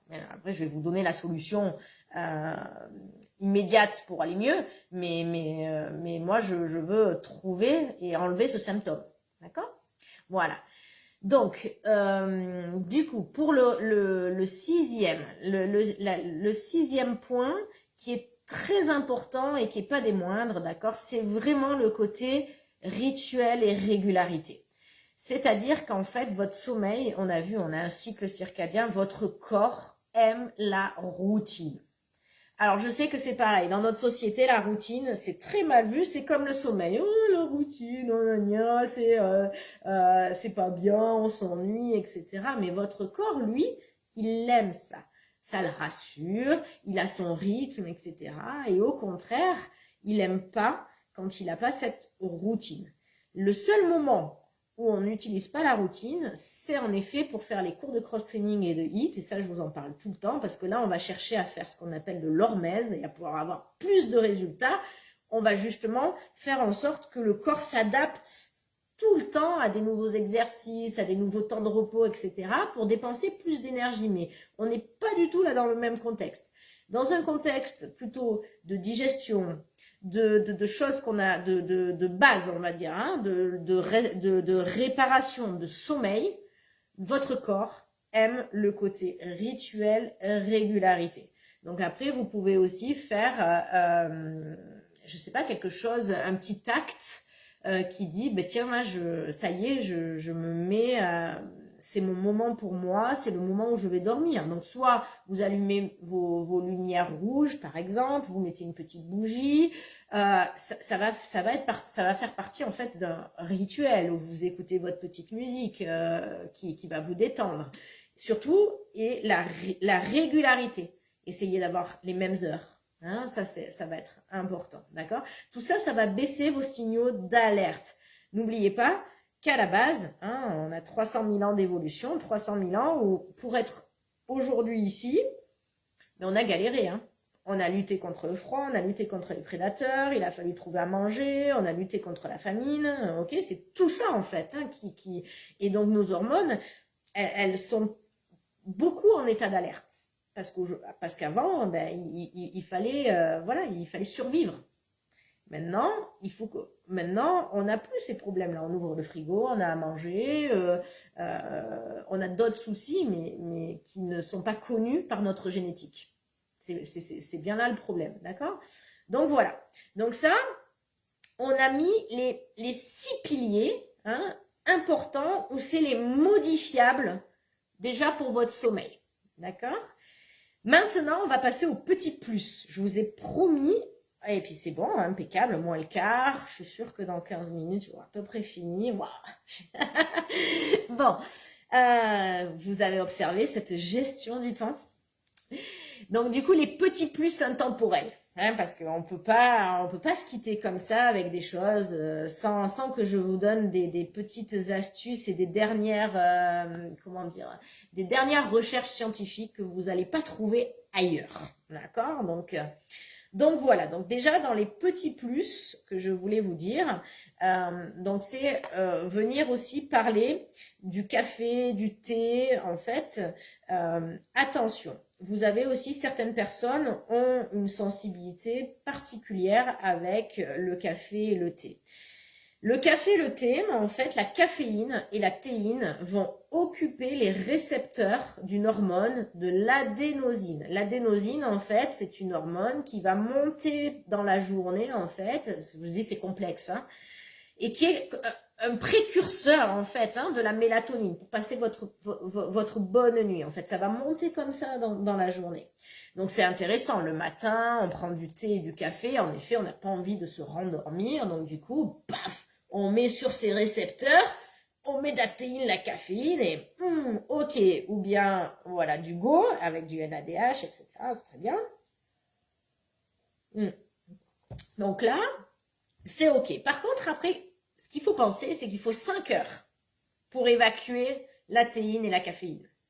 Donc, si vous prenez votre thé, votre café à partir de 3 heures, 16 heures, il vous faudra 5 heures pour évacuer. Du coup, pendant 5 heures, vos récepteurs vont être occupés, même si ça va un petit peu se déliter, on va dire, mais l'adénosine va pas pouvoir se mettre sur les récepteurs à partir de 15 heures, 16 heures, comme elle doit se mettre. D'accord? Donc, vous partez déjà avec un handicap pour votre nuit, en fonction de votre métabolisme. D'accord? Encore une fois, il y a des personnes qui vont évacuer plus vite, d'autres non, mais en général, c'est 5 heures. Donc, et comme je vous ai expliqué, à partir de 17 heures, hein, 16 heures, 17 heures, votre corps déjà prépare déjà la nuit. Donc, on comprend que le thé, le café, on va dire que c'est souvent vers 14 heures qu'il faut prendre son dernier thé, son dernier café. Après, vous pouvez passer à du déca, du rooibos, des infusions, etc. Il n'y a pas de souci. Mais voilà, attention à la caféine et la théine. Et pourquoi? Parce que ça se met sur les récepteurs de l'adénosine, en fait, au niveau de votre cellule. Ok?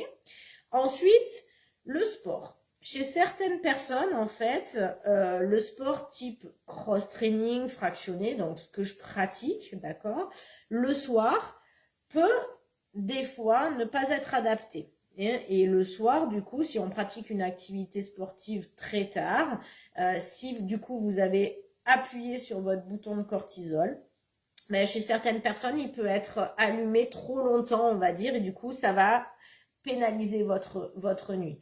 Donc, si vous n'avez pas un bon sommeil, essayez de décaler déjà votre activité sportive, de finir à 19 heures votre activité sportive, à essayer.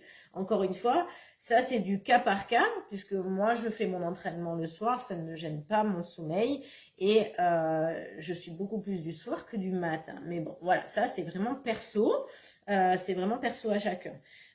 Sachant que pratiquer du cross-training, j'en ai déjà parlé, on avait fait une émission là-dessus, sur comment bien vieillir après 40 ans, la masse musculaire, etc. Et sur le foie aussi, ça va permettre vraiment de détoxifier votre foie, de lutter contre la sarcopénie, d'avoir une belle masse musculaire, etc. C'est très important, et de brûler votre gras pendant 48 heures. Donc voilà, donc ça, c'est important de le faire, mais parfois, il faut ajuster le moment où je le fais. Après, comme selon votre vie, votre mode de vie, des fois, on n'a pas forcément le choix. Hein, on est bien d'accord. Moi, j'ai une grosse journée, je préfère faire mon sport tard plutôt que de ne pas le faire. Je vais avoir un plus mauvais sommeil et puis une plus mauvaise santé si je ne fais pas mon sport, même si c'est tard. Voilà, après, à moi de m'organiser quand je donne pas les cours pour le faire un petit peu plus tôt. Mais voilà, hein, tout ça pour vous dire, c'est un peu du cas par cas également. Ensuite, on vient de s'apercevoir que de respirer par le nez également la nuit donne vraiment un meilleur sommeil et qu'au niveau cellulaire, on a une meilleure oxygénation et tout ça. Et qu'en fait, globalement, on respire trop par la bouche et qu'il faudrait vraiment respirer par le nez. Donc là, j'ai vu, encore une fois, ça c'est très récent, voilà, j'ai vu sortir pas mal d'expériences où on a vraiment imposé aux personnes de respirer avec le nez, on leur a voilà, mis une espèce de scotch, etc. Et la qualité du sommeil était largement augmentée et ça empêche aussi de ronfler, etc. Donc voilà, ça, je vous le dis, c'est assez récent, c'est en cours d'exploration, mais en tout cas, respirer par le nez au niveau cellulaire, c'est vraiment une respiration qui est naturelle, alors que la respiration par la bouche n'est pas notre respiration naturelle. Un dernier point qui m'a paru aussi super important, qui est un petit plus au niveau du sommeil. On ne va pas améliorer votre sommeil, mais on s'est aperçu qu'en fait, votre sommeil, au niveau de vos douleurs, en fait, si vous vous endormez avec une douleur, les fascias, alors les fascias, j'en avais parlé dans mon émission sur le collagène, en fait les fascias, c'est tout ce qui entoure vos muscles, d'accord? Vous voyez quand vous faites du blanc de poulet, vous avez une pellicule blanche là, ça c'est des fascias, ça permet à vos muscles de glisser entre eux en fait, et les fascias ont une surface énorme, quasiment comme celle de notre peau, et c'est un organe à part entière, et c'est quelque chose qui est très innervé, très nerveux, d'accord, et on vient aujourd'hui de découvrir le rôle de ces fascias, et on sait aussi que souvent le mal de dos, c'est souvent un problème de fascia, et pas forcément un problème d'hernie discale ou autre, mais ça c'est un autre sujet. Tout ça pour vous dire qu'en gros, si vous vous endormez en fait dans le rôle du sommeil, il y a aussi une dernière découverte qui est un travail de fascia pendant la nuit. Donc avec un travail de mémoire, si je m'endors avec une douleur au niveau du dos, le matin, vous allez vous réveiller avec mal au dos. En fait, et si vous le faites plusieurs jours consécutifs, cette mémoire de douleur va être inscrite dans vos fascias et au niveau nerveux. Donc, il est important avant de dormir, donc ça c'est juste pour améliorer votre qualité de vie, ok, de vous endormir sans douleur. Donc s'endormir sans douleur, mais déjà ça veut dire pratiquer une activité avec moi, donc les exercices polyarticulaires, mais si le soir vous sentez que vous n'avez vraiment pas eu le temps, vous avez le dos raide, etc., faites quelques exercices d'étirement. Donc on va faire les squats yoga, on va faire la marche de l'ours, etc. Vous avez ma petite vidéo sur un échauffement par exemple avec quelques exercices. Dans mon groupe de sport qui est privé, je vous ai donné des exercices pour le mal de dos, mais donc c'est important de relâcher votre tension musculaire avant de dormir et pas vous dire ah ben de toute façon demain c'est bon, j'irai mieux. Non, ça marche pas comme ça. Vous voyez qu'il faut s'occuper de soi pour aller mieux, d'accord? je dis tout le temps, vous êtes votre priorité. Vous pouvez pas vous occuper des autres si vous ne vous occupez pas de vous. Alors ensuite, au niveau du réveil, si vous avez un mauvais réveil et que vous êtes toujours fatigué au niveau du réveil, Alors parfois, ça vient aussi que vous vous réveillez pendant un sommeil qui est paradoxal. Et en fait, il vaut mieux se réveiller à la fin d'un cycle. D'accord? On se réveille mieux. Donc peut-être qu'il faut vous coucher un petit peu plus tôt. Peut-être qu'il faut mettre un réveil 10 minutes plus tôt à essayer. En fait, il faut trouver votre cycle et vous aurez un meilleur réveil. Donc, ça aussi, c'est du cas par cas, hein, d'accord? Mais ça peut être une des raisons. Si vous avez passé une nuit normale et que vos réveils sont toujours compliqués, avant d'aller chercher un problème de cortisol ou autre, ou de thyroïde, on regarde si en décalant, on n'améliore pas et qu'on est avec un réveil à la fin d'un cycle qui va du coup, voilà, je me sens beaucoup mieux, j'ai un réveil où je suis de bonne humeur. Ok, ok. Parce qu'après, je vais passer un peu à la micronutrition et quelques, voilà, les petits plus également.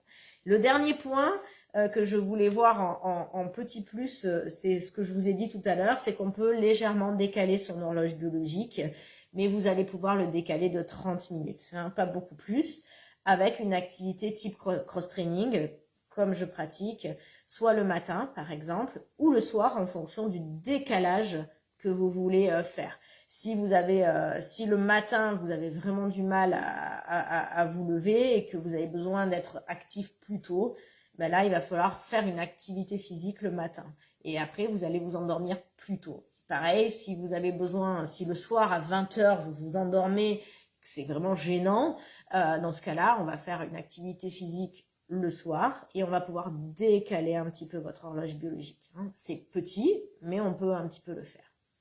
Voilà pour ce qui est déjà des petits plus intemporels. Et là, on va faire le gros plus, d'accord? Le gros plus, c'est, on va parler des plantes, on va parler un peu des huiles essentielles, de la micronutrition qui peut aider pour un meilleur sommeil. Alors, encore une fois, là, je vais vous donner des solutions qui, voilà, globales, qui sont bien pour tout le monde. Et ensuite, il va falloir, et quand c'est un peu plus spécifique, je vais vous dire, ça c'est plutôt spécifique, il faut quand même plutôt voilà, me consulter ou consulter un professionnel pour prendre ce genre de choses. Donc la première, et ça j'en parle tout le temps, d'accord, donc là on va aborder les petits soutiens, d'accord, avec la micronutrition. Donc c'est votre microbiote. Vous avez des milliards de bactéries dans vos intestins. Vous avez l'équivalent des neurones d'un cerveau d'un chien dans vos intestins et vous avez entre 2 et 3 kilos de bactéries. Ces bactéries, elles ont un rôle primordial. Elles vont trier justement tous les bons nutriments. Vous comprenez que si l'état de votre paroi intestinale ou si vos bactéries sont malmenées ou si elles ne sont pas de bonne souche, on va dire, si vous manquez de diversité et tout ça, déjà, vous voyez l'absorption des acides aminés, du tryptophane, etc. Si c'est biaisé déjà de par votre intestin, vous ne pouvez pas avoir toutes les cascades hormonales qui peuvent se passer correctement. Donc la base, voilà, ça va être vraiment de chouchouter son microbiote. Donc du coup, on le chouchoute comment? Par une bonne alimentation, mais aussi on va avoir des petits plus. Donc moi j'utilise beaucoup tout ce qui est probiotique, donc Axis Trébiotique, ça c'est la dernière génération, où du coup là vous avez 3 souches, mais vous avez surtout, en fait ce sont des petites billes, ça se présente, c'est breveté, c'est une innovation vraiment scientifique très intéressante. Vous voyez, vous avez des petites billes, vous avez le cycle complet du microbiote. Donc vous avez le prébiotique, le probiotique et le postbiotique. Le postbiotique, c'est le plus important, c'est la chaîne d'acides gras, en fait c'est de l'acide butyrate que produit votre microbiote quand il est en bonne santé et qui communique avec votre cerveau. Cet acide butyrate va être à la fois un antioxydant, mais il va aussi calmer, il va venir jouer sur votre stress, vos angoisses, ça va apaiser. Voilà, c'est vraiment un signe de bonne santé, d'équilibre général. Donc là, en fait, ce qui est intéressant, c'est que quand on prend du coup l'Axis, on a le cycle complet. Que si vous prenez n'importe quel probiotique, si vous n'avez pas ce qu'il faut pour avoir le cycle complet, vous n'aurez pas l'acide butyrate. D'accord, donc là, déjà, ça permet de solutionner assez rapidement un problème de microbiote. Ensuite, souvent, je le mets en synergie selon les personnes avec Protozym. Donc, vous trouverez ma boutique avec mon site internet, mais demandez-moi. Protozym, là, vous avez 5 souches, mais vous avez de la L-glutamine. Et la L-glutamine va réparer la paroi intestinale. C'est un acide aminé naturel. Et le problème aujourd'hui de notre société, c'est qu'on a une porosité parce que nos intestins sont attaqués, soit par des inflammations. Tout à l'heure, je vous ai parlé, manque de sommeil, cytokines inflammatoires, ça peut venir attaquer les intestins. Mais aussi par les colorants, par les émulsifiants, par les perturbateurs endocriniens. Donc tout ça, ça va venir attaquer votre paroi intestinale qui, normalement, elle doit être perméable. Si elle ne l'est pas, vous avez des toxines qui passent, vous avez aussi un mauvais tri, mauvaise assimilation, et tout est en cascade. Donc votre mauvais sommeil peut partir de vos intestins. D'accord ? Donc, et après, j'utilise aussi beaucoup le collagène. Donc, celui-là est 100% assimilable. J'en profite, il est en promo dernier jour. Où là, vous avez une réparation du coup aussi de la paroi intestinale de par le collagène assimilable qui va venir directement en fait dans vos cellules, là où vous avez besoin. Donc, articulations, gencives, les yeux, les intestins. En fait, il n'y a plus de collagène de type 1, de type 2, de type 3. Les peptides, en fait, sont tellement petits, ils sont hydrolysés. Donc, pareil, c'est breveté, c'est unique sur le marché. Du coup, ça va rentrer dans vos cellules, là où vous avez besoin de collagène et d'acide hyaluronique. Donc, on a une réparation intestinale plus rapide également avec le collagène. Donc, très important. Donc ensuite, on va chouchouter en mangeant des fibres. Donc là, pareil, si vous ne mangez pas assez de fibres ou une intolérance, vous avez Fiber en boutique qui vient, que vous pouvez ajouter dans votre eau pour nourrir votre microbiote.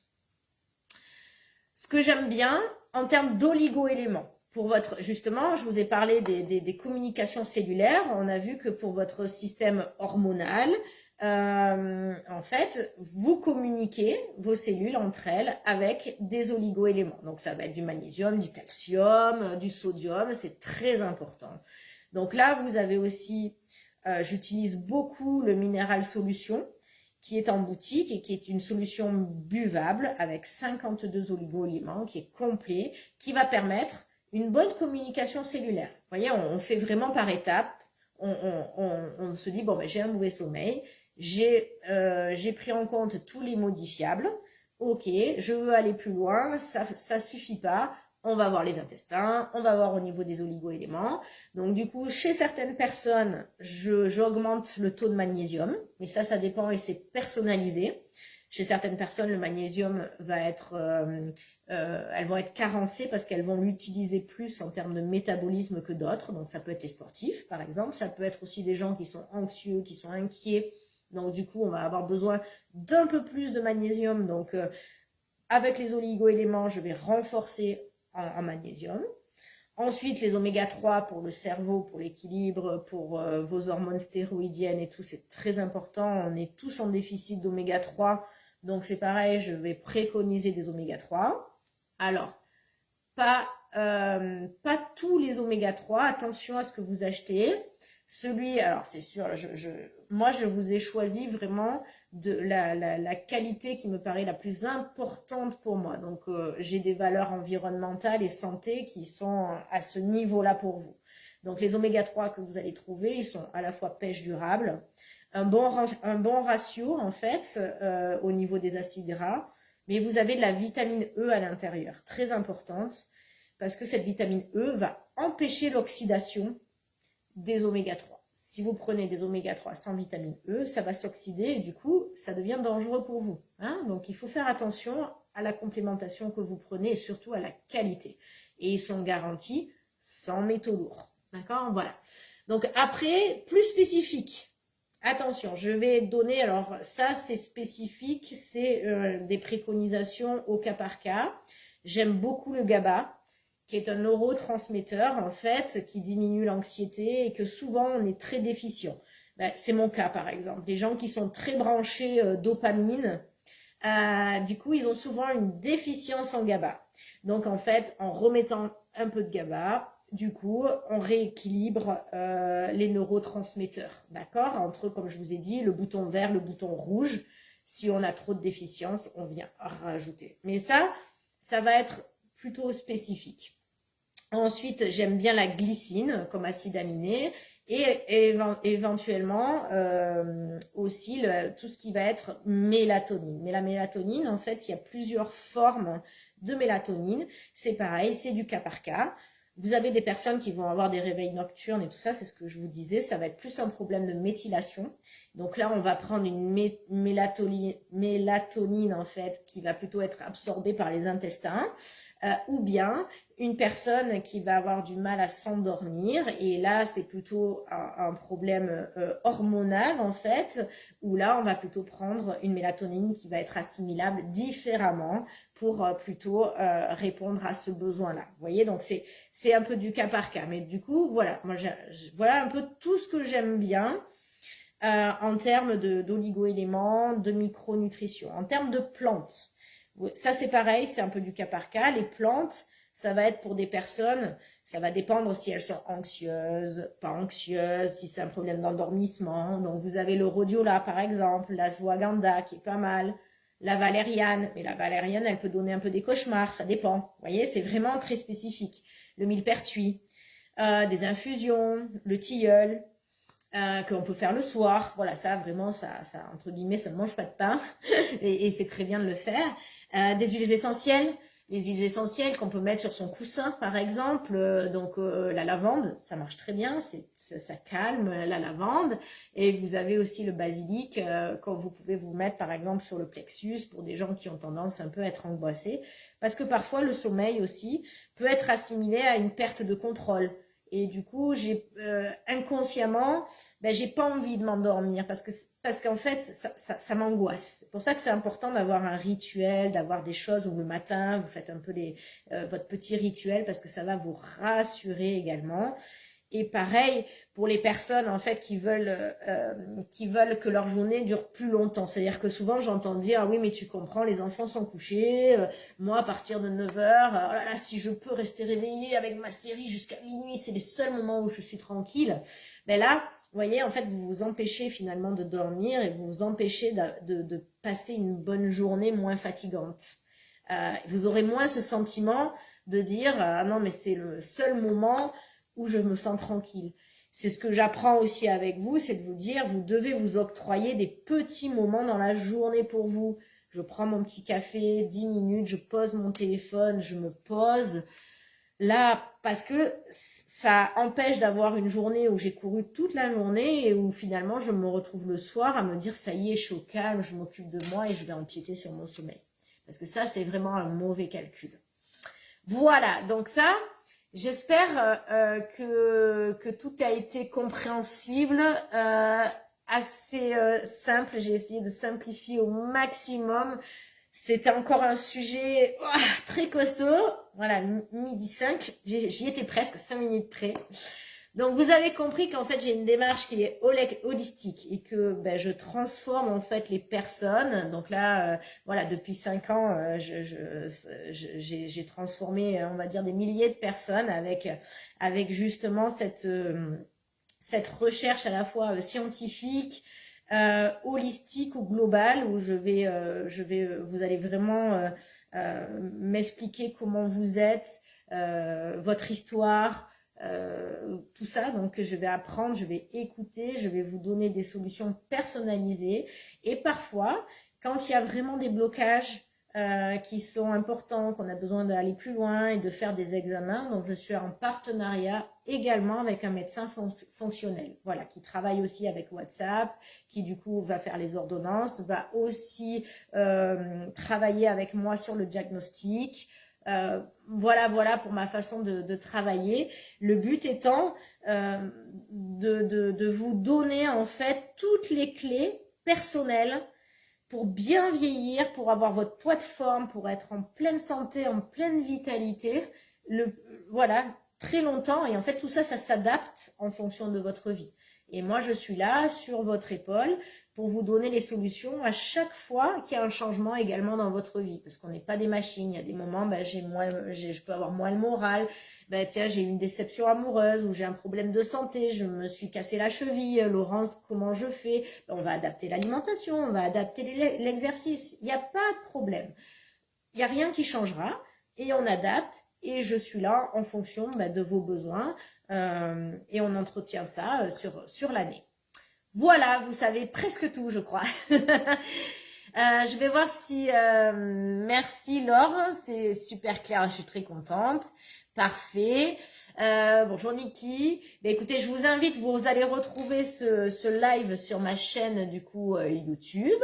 N'hésitez pas à le partager un maximum. Je vous ai mis le lien de mon groupe gratuit, voilà, qui est au-dessus. Donc venez rejoindre la communauté, c'est avec plaisir. Vous allez trouver des recettes. Je parle de la micronutrition. Il y a les retours aussi de mes coachés. Il y a un petit peu tout. Voilà. J'attends 2 secondes, l'émission est finie, mais j'attends de voir s'il y a des questions, comme ça j'y réponds avant de terminer, sinon on se quitte.